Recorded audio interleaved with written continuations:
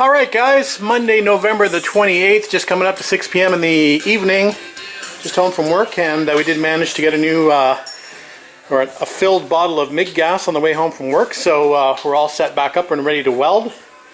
So I think what we'll do is we'll pick up where we left off and we'll finish up those patches. And then we'll move on to something else. So that's what we're up to in the garage tonight. Anyway, I'll give you an update along the way. See you then. Hey, good morning guys, Tush coming at you. It's Sunday, December the 4th, just come up to 12 noon, and back in the garage. It's been a slow week out here in the garage, been busy at work. It's sort of the nature of my type of business to be busy at this time of year. So anyway, I have managed to spend an hour or two out here each night, and I did manage to fix that entire section now at the rear. So we've got solid metal all the way up, and we've got a new patch welded in for the rear body mount. So that's all ready to go. I've started working on this section here, and I'm trying to remove this panel. So I'm going to be cutting along here, and you can see that I've sort of cleaned off this area here so I can see the spot weld. So I'm going to drill some spot welds out, and I'm going to drill some spot welds out here and try to remove this panel, as I'm going to try to manufacture this bottom plate that fills in the bottom of the trunk pan. So we're going to try to manufacture that. We're not necessarily going to install it yet. I've got a lot of repairs to do before then, but that's the idea anyway. That's what we're going to do. This piece was originally manufactured, and thanks to Rob at the Classic Sports Car channel, I can see that this part was actually manufactured as one piece. So there was actually no join here, no flange to join these two pieces. It's actually formed as one piece. So what I'm going to have to do is cut it, and I'm going to probably have to do a bead of weld here along here on the outside or on the inside. We'll have to wait and see. Technically, I could flange it. I'd probably put the flange on the inside because it's going to be visible from looking within the trunk. So I'm not sure quite sure what I'm going to do there yet, but I do know that I need to get this panel out at some point in order to fix this. So that's what we're going to work on next. We'll come back. Well, we're going to start a little bit of archaeology again. We're going to remove this bottom piece from the B-post and see what's behind it. See if there's actually anything holding the body tub to the inner sill. So we'll get to that. We'll get the cutting wheel off. We've already started making a bit of a cut here. Lots of Bondo in there, you can see, and it's got scab pieces of metal in there as well. So we're just going to make that cut across, and we'll come down and we'll remove that piece and see what we have on the passenger side. Alright, just bringing you back to have a look at that B-post. It's all cleaned up now and stripped of that piece. So yeah, it's not looking so good. You can see that the previous owner, whoever did the repairs on this, actually just scabbed another piece of metal on top of the existing metal. This is the existing metal down here, and this is a whole new piece that they put on top, along with a pretty good layer of Bondo. And they've just sort of tacked it along the side here. It almost looks like they've nailed it. I think that it almost looks like a nail there holding this this piece on. I could probably just pry it right out of there. But anyway, so yeah, some more shoddy work, let's say. So as suspected, the B-post attachment points to the sill are non-existent on the front side of it, and sort of just barely hanging on the rear side of it. So this whole piece here needs to be reconstructed once we get the new sills. So I thought I'd just give you a quick shot of that. This is looking pretty rough back here too. Again, you can sort of see the original metal, and then this piece back here, which is kind of all new. Anyway, more fun stuff. Okay guys, we're back, and here's a look at that section that's now been cut and drilled. So I've just sort of stuck it back in there so you can see for reference what it looks like, or what it should look like as one piece. I'm not quite sure how far this flange goes back into this area because it's all rusted away. There's the tail light nacelle that goes back here, and I can see a little bit of a part of it here just sort of left on here, but I'm not sure how far along this sort of wraps upwards, whether it goes the entire length of this or not. So that's a question I need to have answered. Anyway, so here's the rear part that I'd removed previously. And here is this newest part that I was working on, drilling it out. So you can see that it's come out fairly well.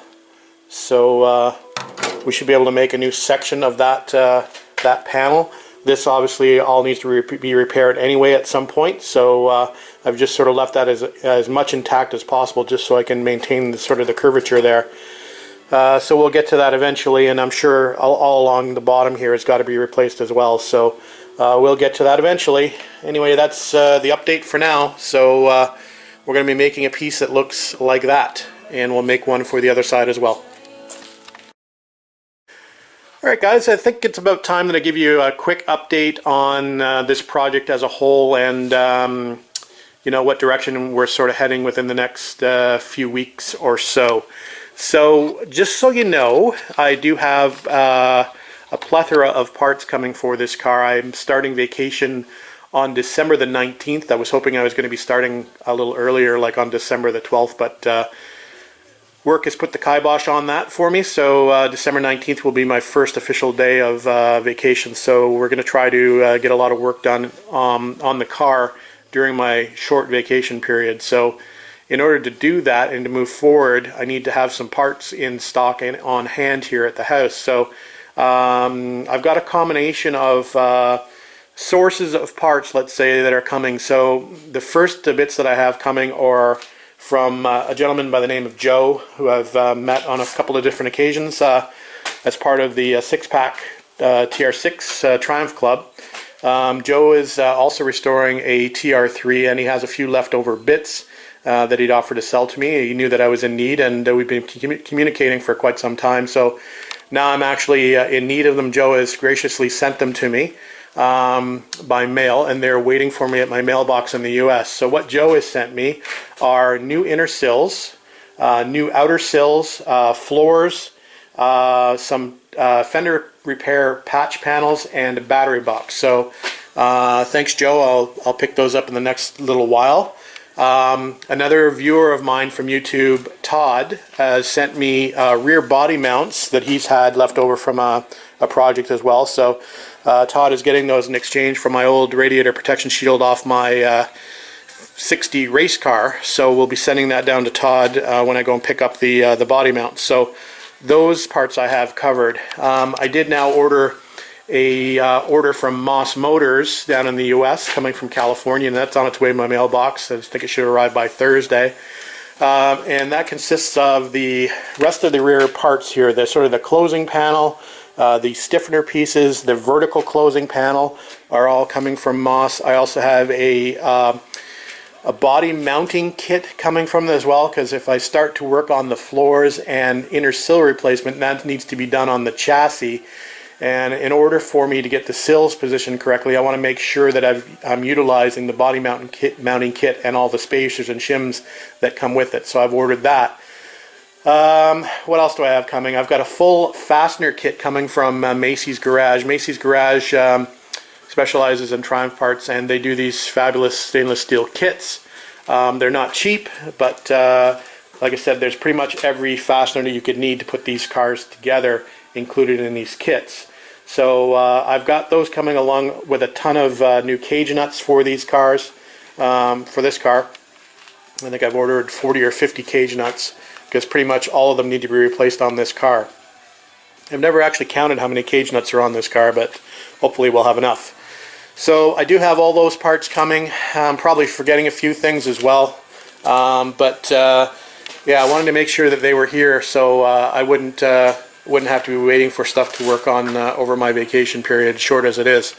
So that's just a quick update as far as parts are concerned. Okay, so as far as the body is concerned, I've decided to go ahead and make an appointment to have this body sandblasted or media blasted, whatever you want to call it. So I'm hoping to maybe possibly take that up there to the sandblasting place, which is about, it's probably about 40-minute drive north of me. Hopefully maybe next Saturday. I'm just trying to arrange probably a cube van again. I don't know if you look back at my my frame videos for this car. I had taken it to the sandblasters where this body will be going to as well. And at that point I used a cube van, which is quite nice because it keeps the elements off of the body when it's been freshly sandblasted. I think it's calling next Saturday. I think it's calling for snow. So it'd definitely be nice if we had a closed vehicle transportation to bring the body up after it's been, or back after it's been blasted. So Hopefully the body will make the trip in one piece. We'll have to do some extra reinforcements probably along the doors and inside the passenger compartment to ensure that it sort of makes it there in one piece. It is hanging on by a thread, like I'd mentioned, at the B-post, so it's going to be a bit of a challenge to get it there without it breaking in half, but we'll do our best, and we'll just try to be as careful as possible. If it does break in half, well, you know what, we can fix it, so no, not really a big deal.